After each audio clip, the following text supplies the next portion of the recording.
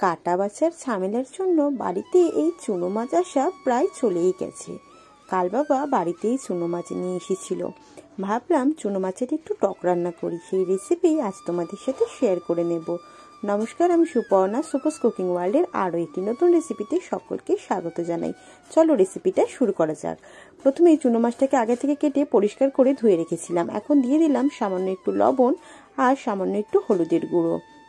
খুব ভালো করে মাছের মধ্যে নুন এবং হলুদের গুঁড়োটাকে মাখিয়ে নিতে হবে।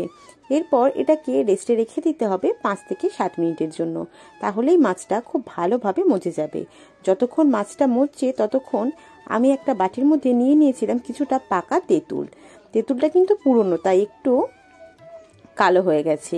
এরপর এর মধ্যে দিয়ে দিলাম খানিকটা জল। জলের মধ্যে দিয়ে দিলাম এখানে অল্প একটু লবণ।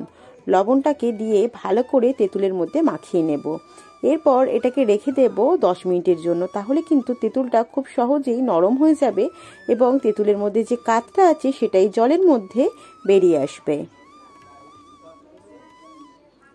এবার কড়াই বসিয়ে কড়াইতে দিয়ে দিলাম সামান্য একটু সাদা তেল। খুব বেশি তেলের কিন্তু প্রয়োজন এখানে হবে না।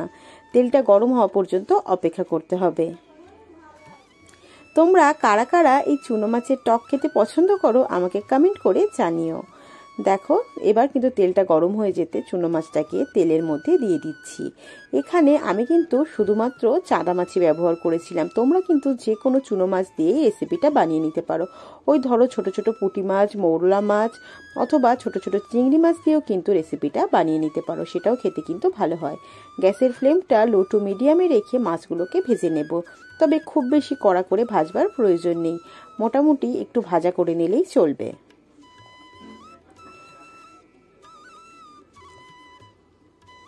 মাছগুলো যতক্ষণ ভাজা হচ্ছে তোমরা কমেন্ট করে আমাকে জানিও কে কোথা থেকে আমার এই রেসিপিটা দেখছো। আর যদি চুনো মাছের অন্য কোনো রেসিপি আমার কাছ থেকে দেখতে চাও তাহলে সেটাও আমাকে কমেন্ট করে জানাতে ভুলো না। কথা বলতে বলতে মাছটা কিন্তু এখন ভাজা হয়ে গেছে। মাছগুলোকে তেল থেকে তুলে নিতে হবে। পৃথিবীতে সবচেয়ে সোজা মাছের রান্না বোধহয় এই মাছের টক বানানো। দেখো মাছগুলোকে এখন আমি তেল থেকে তুলে নিয়েছি। ওই সামান্য তেলের মধ্যে দিয়ে দিলাম ফোড়নে একটা শুকনো লঙ্কা। শুকনো লঙ্কাটাকে একটু নাড়াচাড়া করে লাল করে ভেজে নিতে হবে। এরপর এর মধ্যে দিয়ে দিতে হবে হাফ চা চামচের মতো কালো সর্ষে। অতি অবশ্যই কিন্তু এখানে কালো সর্ষে ব্যবহার করতে হবে।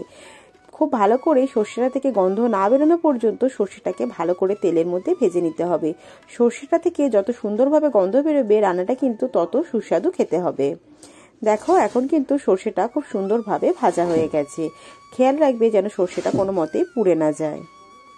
এখন দিয়ে দেব খুবই সামান্য পরিমাণ হলুদের গুঁড়ো। হলুদের গুঁড়োটাকে দিয়ে এর উপর থেকে দিয়ে দেব খানিকটা পরিমাণ জল, যাতে হলুদ গুঁড়োটা পুড়ে না যায়। খুব বেশি জল এখানে ব্যবহার করার প্রয়োজন নেই, যেহেতু এখানে তেঁতুলের কাদ আমি ব্যবহার করব তাই খুব বেশি জলের এখানে প্রয়োজন পড়বে না। এই পর্যায়ে দিয়ে দিলাম খুবই সামান্য পরিমাণ চিনি। চিনিটা কিন্তু অপশনাল, তোমরা যদি চাও নাও দিতে পারো, তবে দিলে স্বাদটা কিন্তু অনেক ভালো হয়। রান্নাটাতে কিন্তু আমি আলাদা করে কোনো রকম লবণ ব্যবহার করছি না। তেঁতুলটা ভিজিয়ে রাখার সময় কিন্তু আমি কিছুটা পরিমাণ লবণ ব্যবহার করেছিলাম, তাই আলাদা করে লবণ দিলে এটাতে কিন্তু অনেক বেশি লবণ হয়ে যাবে। এরপর আমি আস্তে আস্তে করে তেঁতুলের কাঠটা দিয়ে দিলাম। তেঁতুলের এই ছিবড়েটা কিন্তু এতে ব্যবহার করা যাবে না। তোমরা যদি চাও তাহলে ছাঁকনিতে ছেঁকেও এটা দিয়ে দিতে পারো। এরপর গ্যাসের ফ্লেমটাকে হাই করে দিয়ে অপেক্ষা করব খুব ভালো করে ফুটে আসা পর্যন্ত। যখন দেখবে ভালোভাবে ফুটে এসেছে তখন এর মধ্যে দিয়ে দিতে হবে আগে থেকে ভেজে রাখা চুনো মাছটাকে।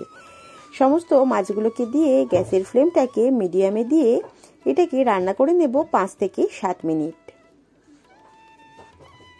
যখন দেখবে ঝোলটা খুব ভালোভাবে ফুটে এসেছে এবং 5-7 মিনিট হয়ে গেছে তখন কিন্তু বুঝতে হবে রান্নাটা হয়ে গেছে।